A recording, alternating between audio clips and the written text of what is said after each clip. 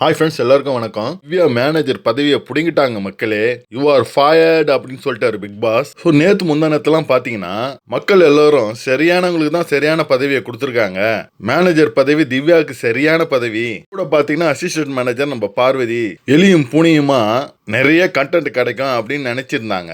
கடைசியில் திவ்யா பார்த்தீங்கன்னா எல்லார்கிட்டையும் எரிஞ்சு எரிஞ்சு விழுந்து கண்டஸ்டன்ட் கிட்டையும் சரி மக்கள்கிட்டையும் சரி கெட்ட பேரை ஏற்படுத்திக்கினாங்க. ஸோ நீங்க மேனேஜருக்கு லாக்கி இல்ல, வெளியே போங்க அப்படின்னு துரத்தி விட்டு பாத்திரம் கழுவ விட்டுட்டாங்க நம்ம திவ்யாவை.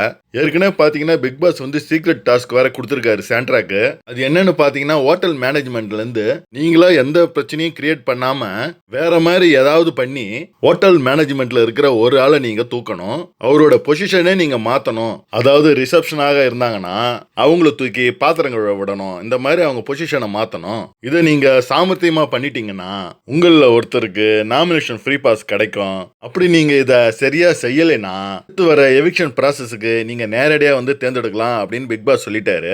அது மட்டும் இல்ல, இந்த டாஸ்க்கு கூட யாராவது நீங்க ஹவுஸ்மேட்ஸை கூட சேர்த்துக்கலாம் அப்படின்னு சொல்லியிருக்காரு பிக் பாஸ். சாண்ட்ரா பாத்தீங்கன்னா ஹவுஸ்மேட்ஸ் யாரை தேர்ந்தெடுத்தாங்கன்னா அவங்களுடைய ஹஸ்பண்டான பிரஜனே தேர்ந்தெடுத்தாங்க. சரியான தேர்வு முறை தான். ஆனா இதுல என்னன்னு பாத்தீங்கன்னா ரெண்டாவது ப்ரொமோலியே நம்ம திவ்யாவை மேனேஜர் பதவியிலிருந்து தூக்கிட்டாங்க. அது மட்டும் இல்ல, அவங்க பொசிஷன் மாத்தி பாத்திரம் கழுவ விட்டுட்டாங்க.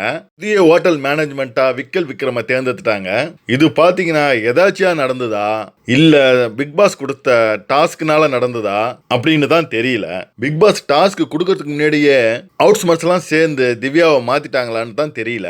பிக் பாஸ் பாத்தீங்கன்னா விஜய் டிவில இருக்கிற அவங்களுடைய பிள்ளைங்கள் எல்லாம் சேவ் பண்ணிட்டு இருக்காருன்னு நான் நினைக்கிறேன். எவ்வளவு பேர் இருந்தும் சாண்ட்ராவை கூட்டு கொடுக்கறாருன்னா விஜய் டிவியின் செல்ல பிள்ளைகளை பிக் பாஸ் அவர்கள் காப்பாத்திட்டு இருக்காருன்னு தான் நான் நினைக்கிறேன். திவ்யாவோட பதவி எப்படி பறி போனதுன்னு காலையில இருந்தே பாத்தீங்கன்னா திவ்யா அவர்கள் பயங்கர கடுப்பா எல்லார்கிட்டயுமே எரிஞ்சு எரிஞ்சு விழுந்துட்டு இருக்காங்க.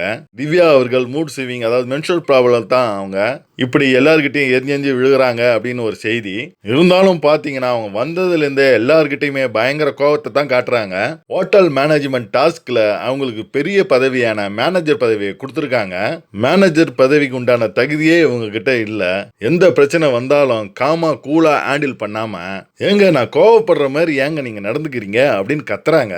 நீங்க பேசுறதே எனக்கு பிடிக்கல, எனக்கு கோவம் வர மாதிரி எதையும் பேசாதீங்க, நீங்க பண்றது எல்லாமே தப்பு தப்பா இருக்கு அப்படின்னு கோவத்துக்கு உச்சிக்கு போய் கத்துறாங்க. காலையிலே பாத்தீங்கன்னா துஷார் கிட்ட ஒரு பெரிய சண்டையை எடுத்துட்டாங்க திவ்யா. துஷார் பாத்தீங்கன்னா காலையிலே நம்ம கெஸ்ட் கிட்ட போய் மேனேஜரை பத்தி கம்ப்ளைண்ட் பண்ணிட்டு இருப்பாரு. என்ன கம்ப்ளைண்ட் பாத்தீங்கன்னா மேனேஜர் சரியா ஒர்க்கை பார்க்க மாட்டாங்க, எந்த ஒரு கம்ப்ளைண்ட் கொடுத்தாலும் காது கொடுத்து அதை கேட்க மாட்டாங்க, எரிஞ்சு எரிஞ்சு தான் விழுறாங்க, சும்மா தேவையில்லாத்துக்கெல்லாம் கத்துறாங்க, சுத்தமா எனக்கு பிடிக்கல அப்படின்னு கம்ப்ளைண்ட் வைக்கிறாரு துஷார். நேத்துல இருந்து பாத்தீங்கன்னா கெஸ்ட் எல்லாரையும் கூட்டு ரிவ்யூ மாதிரி கேட்கறாங்க. அந்த வரிசையில தான் இன்னைக்கு துஷாரை கூட்டு கெஸ்ட் அவங்க உங்களுக்கு என்ன கம்ப்ளைண்ட் அப்படின்ற மாதிரி கேட்டிருக்காங்க. கெஸ்ட் இவ்வளோ கேட்டும் எதுவும் பண்ணாம வீட்டில் ஏதாவது ஒரு கண்டென்ட்டை கொடுக்காம சும்மா சுத்தி சுத்தி வந்துங்கன்னு அவங்க கொடுக்குற சாப்பாட்டை தின்னுங்கன்னு கம்முன்னு சுத்தி சுத்தி தான் வந்துட்டு இருக்காங்க. இன்னைக்கு ஃபுல்லா பாத்தீங்கன்னா பிக் பாஸ் ஹவுஸ் போரா தான் போயிட்டு இருக்கு. இந்த சீசன்லாம் அந்த ஹோட்டல் மேனேஜ்மெண்ட் பாத்தீங்கன்னா கலாகட்டம் எதையாவது ஒரு கண்டென்ட் கொடுத்துட்டே இருப்பாங்க. ஆனா இந்த சீசன்ல கோவம் தான் படுறாங்களே தவிர அங்க ஒன்னுத்தையும் காணோம். எதையாவது மாற்றம் பண்ணி பிக் பாஸை வந்து களை கட்டுவாங்கன்னு வைல்டு கார்டு கண்டஸ்டன்ட் அனுப்பி வச்சா அவங்களும் இதே தான் பண்றாங்க. 28 நாளா உள்ள இருக்கிறவங்க என்ன பண்ணாங்களோ அதே தான் இவங்களும் பண்ணிட்டு அதையே திருப்பி 28 நாளா நீங்க இதே தானே பண்ணிட்டு இருந்தீங்க, நான் வெளியே பார்த்துட்டு தானே வந்தேன் அப்படின்னு அவங்க கிட்ட சொல்லி பெல்ட்டி அடிக்கிறாங்க நம்ம புது கண்டஸ்டன்ட்ஸ். விஜய் பார்வதி தான் இப்படி பண்றாங்கன்னு பார்த்தா புதுசா வந்த வைல்ட் கண்டஸ்டான திவ்யா விஜய் பார்வதியை விட மோசமா பண்றாங்க. திவ்யா அவர்கள் அவங்களுடைய கோவத்தை மட்டும் காட்டி உள்ள இருக்கிற கண்டஸ்டன்ட் கிட்ட நெகட்டிவா வாங்கிட்டாங்க. காலையில இருந்து திவ்யா கேரக்டரை பிக் பாஸ் பார்த்துட்டே இருந்து இதுக்கு மேல இவங்களை இப்படியே விட்டா பிக் பாஸ் நாரிடன்ட்டு வீட்டில் ஏதாவது கொளுத்தி போடணும்ட்டு வீட்டில் இருக்கிற அவுட்ஸ்மேட்ஸ் எல்லாரையும் லிவிங் ஏரியாவில் கூட்டு மேனேஜர் அசிஸ்டன்ட் மேனேஜர் இவங்க 2 பேர்ல யாராவது ஒருத்தரை பணி மாற்றம் பண்ணணும், அதை மற்ற ஸ்டாஃப் எல்லாருமே தேர்ந்தெடுத்து நிர்ணயிக்கணும் அப்படின்னு சொல்லிட்டாரு பிக் பாஸ். பிக் பாஸே சொல்லிட்டாரா அப்படின்ட்டு எல்லாருமே நம்ம சுடுமூஞ்சி திவ்யாவை தான் தேர்ந்தெடுக்கிறாங்க. அதுல 3 பேர் மட்டும் விஜய் பார்வதியை தேர்ந்தெடுக்கிறாங்க. ஸோ வீட்டில் இருக்கிற ஒட்டுமொத்த கண்டஸ்டன்ட்டும் திவ்யாவை தேர்ந்தெடுத்ததுனால உங்களுடைய பதவி பறிக்கப்பட்டது. இப்போ திவ்யாவோட மேனேஜர் பதவி பாத்தீங்கன்னா நம்ம விக்கல்ஸ் விக்ரமுக்கு கொடுத்துட்டாங்க. இதை பாத்தீங்கன்னா ஹவுஸ்மேட்ஸ் தான் தேர்ந்தெடுத்தாங்க.